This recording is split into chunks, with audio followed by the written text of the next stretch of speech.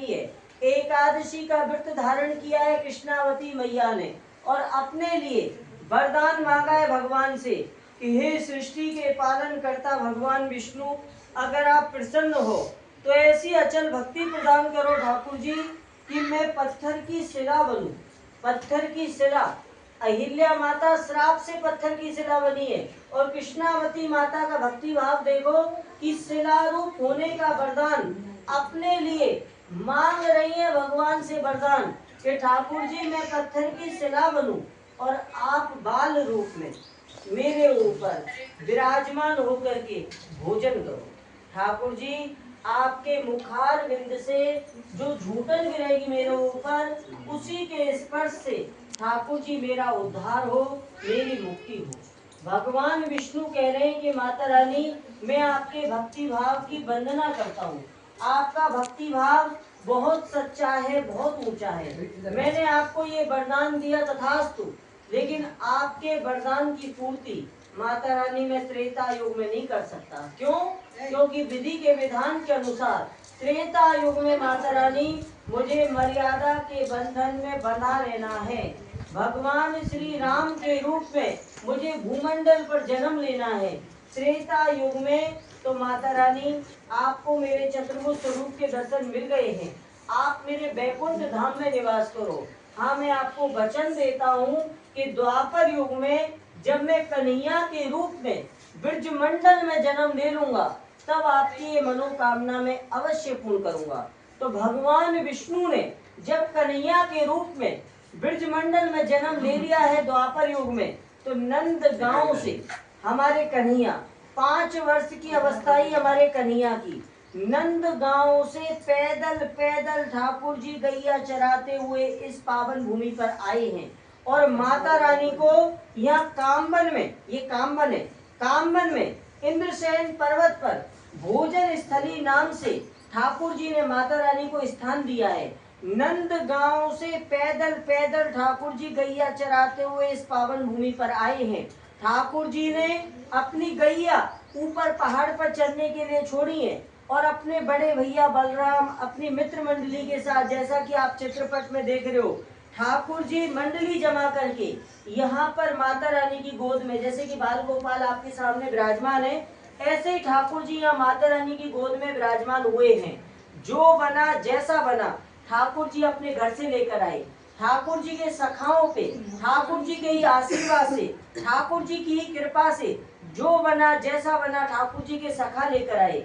बड़े प्रेम भाव से ठाकुर जी ने माता रानी की गोद में विराजमान होकर के भोजन किया है और ठाकुर जी के मुखार बिंद से जो झूठन गिरी है, झूठन के स्पर्श से ही माता रानी का इस पावन भूमि पर उद्धार हुआ है। कहने का तात्पर्य कि ठाकुर जी महाराज नंद गांव से यहाँ इतनी दूर आए, जंगल में, जंगल ही है ना, तो सोचो कन्हैया के जमाने में तो कितना घनघोर जंगल होगा। ठाकुर जी नंद गांव से इतनी दूर यहाँ आए हैं, तो किस कारण से आए आपने जाना? भोजन करना तो मात्र जरिया है, पाथर के पात्र बनाना मात्र जरिया है। ठाकुर जी के आने का जो मुख्य प्रयोजन है इस पावन भूमि पर, वो है माता रानी के सच्चे, बहुत सच्चे भक्ति भाव को नमन करना। क्योंकि अगर सिर्फ भोजन करना ही होता ठाकुर जी को, तो भोजन तो अपना नंद गांव में ही कर लेते। अगर सिर्फ थाली कटोरा ही बनाने होते ठाकुर जी को, नंद गांव में ही बना लेते। इतनी दूर आने की क्या जरूरत थी ठाकुर जी को? तो भोजन करना, थाली कटोरा तो बस एक जरिया है, एक माध्यम है। जो ठाकुर जी के आने का जो मुख्य प्रयोजन है, या ठाकुर जी को जिसने बुलाया है, वो है माता रानी। तो बोलो भक्त शिरोमणि कृष्णावती मैया की जय, भक्त वत्सल भगवान की जय। इंद्रसेन पर्वत, देवराज इंद्र, आराधना भगवान हरि। इस पावन भूमि पर देवराज इंद्र ने अपने आराध्य, भैया आवाज मत कीजिए, देवराज इंद्र ने अपने आराध्य भगवान हरि की आराधना की है इस पावन भूमि पर। इसलिए इस पर्वत श्रेणी का नाम है इंद्रसेन पर्वत। भोजन भैया, भोजन थाली धाम मंदिर इंद्रसेन पर्वत की श्रेणी के ऊपर है। यहाँ की ऐसी मान्यता है कि कि भोजन थाली तीर्थ पर जो विवाहिता स्त्री अपने पति का नाम अपने मन में लेते हुए, शास्त्रों में कहा गया है कि पति का नाम उच्चारण जोर से नहीं किया जाता है, तो अपने मन में अपने पति का नाम अपने मन में लो, अपने सौभाग्य के लिए प्रार्थना करो। यहाँ पर जो भक्त, जो विवाहिता स्त्री यहाँ पर माता रानी का श्रृंगार करती है, ऐसी मान्यता है कि अखंड सौभाग्य की प्राप्ति होती है। तो माता रानी के श्रृंगार के लिए अगर आप कोई साड़ी लाए हो, कोई वस्त्र लाए हो, कोई आभूषण लाए हो, तो आप यहाँ पर माता रानी का श्रृंगार कर सकते हो।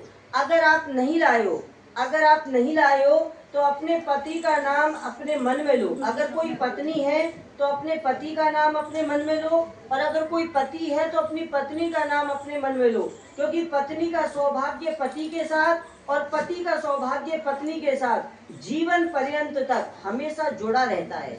तो अपने अपने पति, अपने पत्नी का नाम अपने मन में लो और अपने सौभाग्य के लिए प्रार्थना करो।